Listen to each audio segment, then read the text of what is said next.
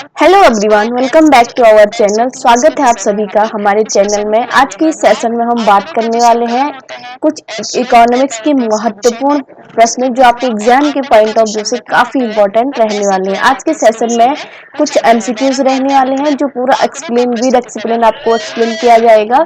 तो बनी रहिए आज के इस सेशन में। Let's start now. आज का हमारा टॉपिक है इकोनॉमिक ग्रोथ एंड डेवलपमेंट, आर्थिक समृद्धि एवं विकास। इससे रिलेटेड कुछ हमारे एमसीक्यूज हैं जिनको एक्सप्लेन किया हुआ है। तो देखिए आज का फर्स्ट क्वेश्चन क्या है, जानते हैं। आज का फर्स्ट क्वेश्चन है हमारा कि जो आर्थिक समृद्धि होती है वो क्या होती है, what is economic growth and development. तो उसके बारे में हम यहाँ पे बात करेंगे।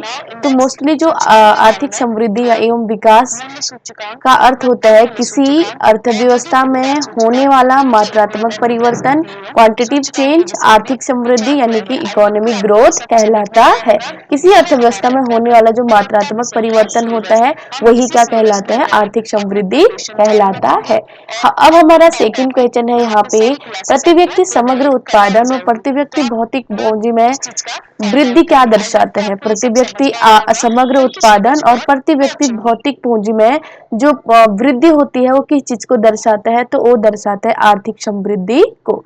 अब नेक्स्ट देखते हैं, नेक्स्ट क्वेश्चन है, यदि किसी देश में पूंजी निर्माण यानी कि कैपिटल फॉर्मेशन हो रहा हो तो उसकी अर्थव्यवस्था पर क्या प्रभाव पड़ेगा। अगर किसी देश में पूंजी निर्माण हो रहा है तो उसकी जो अर्थव्यवस्था है उस पर क्या प्रभाव पड़ेगा, तो आर्थिक समृद्धि में अनिवार्य रूप से क्या होगी, वृद्धि होगी। अगर पूंजी निर्माण होगा तो उसकी अर्थव्यवस्था में ऑब्वियसली वहां पे क्या होगी, वृद्धि देखने को मिलेगी।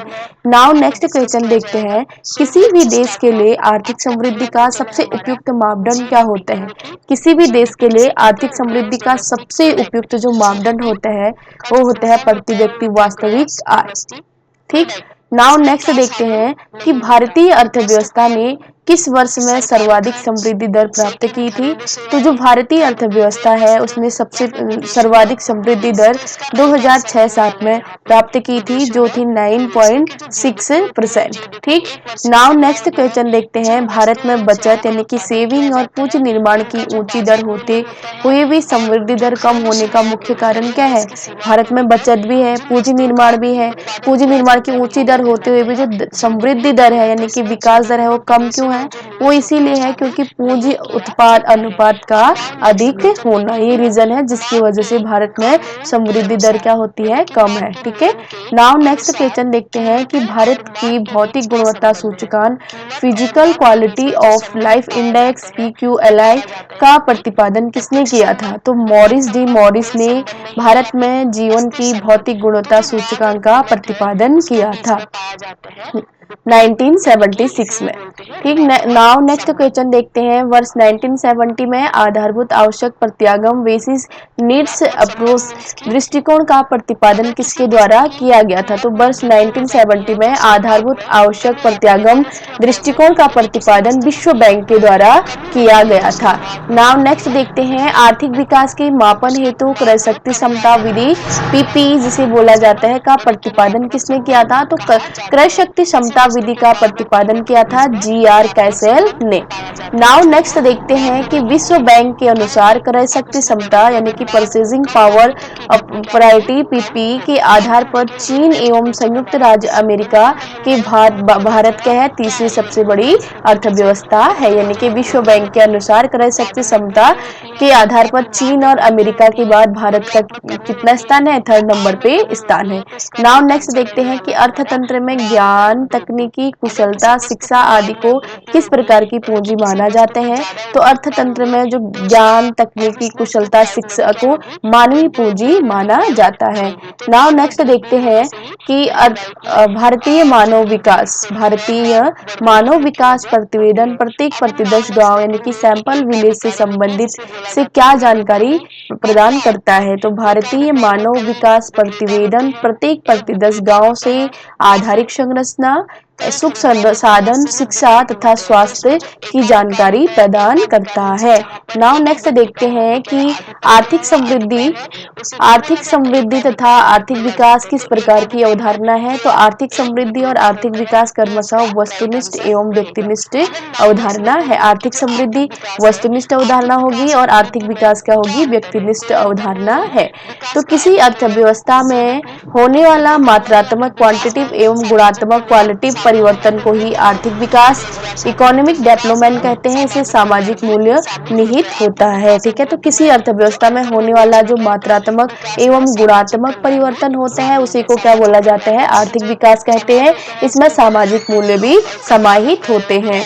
नाउ नेक्स्ट देखते हैं कि आर्थिक विकास, इकोनॉमिक डेवलपमेंट के मुख्य संकेतक क्या है। तो आर्थिक विकास के जो मुख्य संकेतक है वो है मानव पूंजी में वृद्धि, असमानता में कमी और अर्थव्यवस्था में संरचनात्मक परिवर्तन। नाउ नेक्स्ट क्वेश्चन है, आर्थिक उदारीकरण की नीति लागू होने के पश्चात किस वर्ष आर्थिक विकास दर सर्वाधिक रही है। तो आर्थिक उदारीकरण की नीति लागू होने के पश्चात वर्ष 2006-07 में जो आर्थिक विकास दर सर्वाधिक रही है 9.6%। नाउ नेक्स्ट क्वेश्चन है कि किस पंचवर्षीय योजना में आर्थिक विकास दर सबसे कम रही है। तो तीसरी पंचवर्षीय योजना में आर्थिक विकास दर, इकोनॉमिक डेवलपमेंट सबसे कम रहा था। नाउ नेक्स्ट देखते हैं कि किस पंचवर्षीय योजना में आर्थिक विकास दर सर्वाधिक 7.8 रही थी। सर्वाधिक कितनी रही थी, 7.8। तो ये रही थी 11वीं पंचवर्षीय योजना में आर्थिक विकास दर सर्वाधिक रही थी, कितनी, 7.8% रही थी।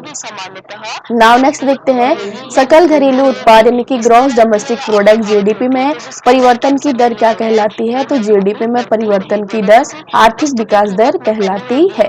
नेक्स्ट क्वेश्चन देखते हैं, किस अंतरराष्ट्रीय संस्था के द्वारा वर्ष 1990 में मानव विकास सूचकांक यानी कि ह्यूमन डेवलपमेंट इंडेक्स, जिसे एसडीआई बोला जाता है, को प्रस्तुत किया जाता है। तो संयुक्त राष्ट्र विकास कार्यक्रम यूएनडीपी के द्वारा यूनाइटेड नेशनल डेवलपमेंट प्रोग्राम के द्वारा क्या किया जाता है, अंतरराष्ट्रीय मानव विकास सूचकांक यानी कि एसडीआई को प्रस्तुत किया जाता है। नाउ नेक्स्ट क्वेश्चन देखते हैं, संयुक्त राष्ट्र मानव विकास सूचकांक एसडीआई किसके द्वारा विकसित किया गया था। तो मानव विकास सूचकांक एसडीआई महबूब उल हक के द्वारा विकसित किया गया था। नेक्स्ट क्वेश्चन देखते हैं, मानव विकास सूचकांक के 3 मुख्य घटक कौन कौन से हैं। तो मानव विकास सूचकांक के 3 मुख्य घटक हैं, जीवन प्रत्याशा, शैक्षिक स्तर एवं प्रति व्यक्ति सकल घरेलू उत्पाद। तो जीवन प्रत्याशा सूचकांक लाइफ एक्सपेक्टेशन इंडेक्स की गणना हेतु अधिकतम आयु प्रत्याशा होती है 85 वर्ष तथा न्यूनतम आयु वर्ष होता है 20 वर्ष। ठीक है, तो जीवन प्रत्याशा सूचकांक के लिए अधिकतम आयु कितनी है, 85 है और न्यूनतम आयु यहाँ पे 20 वर्ष मानी गई है। मानव विकास सूचकांक रिपोर्ट 2021-22 में किस देश का प्रथम स्थान था। तो मानव विकास रिपोर्ट 2021-22 में स्विट्जरलैंड का सर्वप्रथम स्थान था। सतत आर्थिक विकास से क्या अभिप्राय है। तो वर्तमान पीढ़ी के विकास के साथ साथ भविष्य का आर्थिक विकास करना ही सतत आर्थिक विकास कहलाता है। यहाँ पे एक इम्पोर्टेंट फैक्ट दिया हुआ है, मानव विकास सूचकांक वर्ष 2021-22 यानी कि ह्यूमन डेवलपमेंट इंडेक्स में भारत का विश्व में 132वां स्थान था। ठीक है, ह्यूमन डेवलपमेंट इंडेक्स एसडीआई में 2021 में इंडिया का स्थान था 132वां। ठीक, तो ये थे आज के हमारे most important question. I hope कि आपको ये क्लास पसंद आई होगी। यदि आपको मेरी क्लास पसंद आती है तो वीडियो को लाइक करें, चैनल को सब्सक्राइब करें और अपने दोस्तों के साथ शेयर करें और अपने प्रिपरेशन को और बेहतर बनाइए। Thank you so much for watching. Bye bye everyone, take care.